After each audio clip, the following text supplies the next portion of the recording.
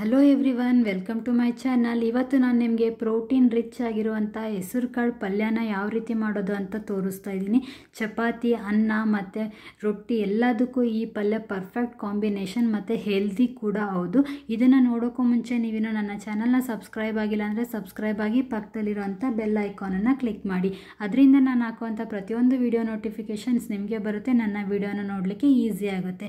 ಒಂದು ಸಲ ನನ್ನ ಚಾನಲ್ನ ವಿಸಿಟ್ ಮಾಡಿ ನನ್ನ ಎಲ್ಲ ರೆಸಿಪೀಸನ್ನು ಚೆಕ್ ಮಾಡಿಕೊಡಿ. ಇದನ್ನು ಮಾಡೋಕ್ಕೆ ಫಸ್ಟಿಗೆ ನಾನು ಹೆಸರು ಕಾಳನ್ನ ತೊಗೊಂಡಿದ್ದೀನಿ. 1 ಬೌಲಷ್ಟು ಹೆಸರು ಕಾಳು, ಅದು ಮುಳುಗೋವರೆಗೂ ನೀರನ್ನು ಹಾಕಿ ಚೆನ್ನಾಗಿ ಸಾಫ್ಟ್ ಆಗೋವರೆಗೂ ವಿಸಿಲ್ ಕೂಗಿಸ್ಕೊಳ್ತೀನಿ. ಒಂದು 4ರಿಂದ 5 ವಿಸಿಲ್ ಕೂಗಿಸ್ಕೊಳ್ತೀನಿ. ಅದು ಕುಕ್ಕರ್ ಆಗೋ ಅಷ್ಟರಲ್ಲಿ ಇಲ್ಲಿ ನಾನು ಮೆಣಸಿನ್ಕಾಯ್ದು ಪೇಸ್ಟ್ ರೆಡಿ ಮಾಡ್ಕೊಳ್ತೀನಿ. ಇದಕ್ಕೆ ನಾನು ಒಂದು 3 ಹಸಿ ಮೆಣಸಿನ್ಕಾಯಿ ಮತ್ತು ಸ್ವಲ್ಪ ಕರಿಬೇವಿನ ಸೊಪ್ಪು, 1 ಗಡ್ಡೆಯಷ್ಟು ಬೆಳ್ಳುಳ್ಳಿ ಸಿಪ್ಪೆನ ತೆಗೆದಿಟ್ಕೊಂಡಿದ್ದೀನಿ, ಅದನ್ನು ಹಾಕ್ಕೊಳ್ತಿದ್ದೀನಿ. 1/4 ಟೇಬಲ್ ಸ್ಪೂನ್ ಅಷ್ಟು ಜೀರಿಗೆ, ಇದಿಷ್ಟನ್ನು ಹಾಕ್ಕೊಂಡು ನೀರೇನು ಹಾಕೋಕೆ ಹೋಗ್ಬಿಡಿ. ಹಾಗೆ ಇದನ್ನು ನೀವು ಮಿಕ್ಸಿ ಮಾಡ್ಕೊಳ್ಳಿ. ಫುಲ್ಲು ಫೈನಾಗೂ ಅಲ್ಲ, ತರಕಾರಿಯಾಗೂ ಅಲ್ಲ, ಮೀಡಿಯಮ್ ಇದರಲ್ಲಿ ನೀವು ಇದನ್ನು ಮಿಕ್ಸಿ ಮಾಡ್ಕೊಳ್ಳಿ. ನೋಡಿ, ಈ ಕನ್ಸಿಸ್ಟೆನ್ಸಿಗೆ ಇದನ್ನು ಮಿಕ್ಸಿ ಮಾಡಿಕೊಂಡ್ರೆ ಆಯಿತು. ಇದನ್ನು ಹಾಕೋದ್ರಿಂದ ಪಲ್ಯ ತುಂಬಾ ಟೇಸ್ಟಿಯಾಗಿರುತ್ತೆ. ಇದು ಆಗೋ ಅಷ್ಟರಲ್ಲಿ ನನಗೆ ಕುಕ್ಕರ್ ಕೂಡ ಕೂಗಿದೆ. ನೋಡಿ, ಕಾಳು ಇಷ್ಟು ಸಾಫ್ಟಾಗಿ ಆಗಬೇಕು, ಅಲ್ಲಿವರೆಗೂ ಇದನ್ನು ಚೆನ್ನಾಗಿ ಕೂಗಿಸ್ಕೊಳ್ಳಿ. ನಾನಿಲ್ಲಿ ಒಂದು 5 ವಿಸಿಲ್ ಬಿಟ್ಟಿದ್ದೀನಿ, ಆವಾಗ ಇಷ್ಟು ಸಾಫ್ಟಾಗಿ ಬಂದಿದೆ ಕಾಳು. ಇವಾಗ ಇದನ್ನು ಸೈಡಿಗೆ ಎತ್ತಿಟ್ಟು ಫಸ್ಟಿಗೆ ಒಂದು ಪಾತ್ರೆನ ತಗೊಂಡು ಆ ಪಾತ್ರೆಗೆ ನಾನು ಒಂದು 2 ಟೇಬಲ್ ಸ್ಪೂನ್ ಅಷ್ಟು ಎಣ್ಣೆನ ಹಾಕ್ಕೊಂಡಿದ್ದೀನಿ. ಅದಕ್ಕೆ ನಾನು 1/4 ಟೇಬಲ್ ಸ್ಪೂನ್ ಅಷ್ಟು ಸಾಸಿವೆ ಮತ್ತು 1/4 ಟೇಬಲ್ ಸ್ಪೂನ್ ಅಷ್ಟು ಜೀರಿಗೆ, ಒಂದು 7ರಿಂದ 8 ಎಲೆಯಷ್ಟು ಕರಿಬೇವನ್ನು ಹಾಕ್ಕೊಂಡಿದ್ದೀನಿ. ಇದಿಷ್ಟು ಚಟಪಟ ಅಂತ ಸಿಡ್ದಾದ್ಮೇಲೆ 1 ಈರುಳ್ಳಿನ ಚಿಕ್ಕದಾಗಿ ಕಟ್ ಮಾಡಿ ಇಟ್ಕೊಂಡಿದ್ದೀನಿ, ಅದನ್ನು ಹಾಕ್ಕೊಂಡು ಚೆನ್ನಾಗಿ ಫ್ರೈ ಮಾಡ್ತೀನಿ. ಯಾವುದೇ ಅಡುಗೆ ಮಾಡಿ ಈರುಳ್ಳಿ ಬಂದು ಗೋಲ್ಡನ್ ಬ್ರೌನ್ ಆಗಬೇಕು, ಅಲ್ಲಿವರೆಗೂ ಫ್ರೈ ಮಾಡ್ಕೊಳ್ಳಿ. ಹಂಗಂದರೆ ಈರುಳ್ಳಿ ಟೇಸ್ಟು ತುಂಬಾ ಚೆನ್ನಾಗಿ ಬರುತ್ತೆ. ಇದನ್ನು ಚೆನ್ನಾಗಿ ಫ್ರೈ ಮಾಡ್ಕೊಳ್ತೀನಿ. ಇದನ್ನು ಫ್ರೈ ಮಾಡಿದ ಆದಮೇಲೆ ಗೋಲ್ಡನ್ ಬ್ರೌನ್ ಕಲರ್ ಬಂದಿದೆ ಈರುಳ್ಳಿ. ಇವಾಗ ಇದಕ್ಕೆ ನಾನು ಚಿಕ್ಕದಾಗಿ ಕಟ್ ಮಾಡಿಟ್ಟಿರೋಂಥ ಒಂದು 1/2 ಟೊಮೆಟೊನ ಹಾಕ್ಕೊಳ್ತಾ ಇದ್ದೀನಿ. ಜಾಸ್ತಿ ಹಾಕಿಲ್ಲ, ಒಂದು ಅರ್ಧ ಟೊಮೆಟೊ ಹಾಕ್ಕೊಂಡಿದ್ದೀನಿ ಅಷ್ಟೇ. ಟೊಮೆಟೊ ಕೂಡ ಅಷ್ಟೇ ಎಣ್ಣೆಯಲ್ಲಿ ಸಾಫ್ಟ್ ಆಗಬೇಕು, ಅಲ್ಲಿವರೆಗೂ ಇದನ್ನು ಚೆನ್ನಾಗಿ ಬೇಯಿಸ್ಕೊಳ್ಳಿ.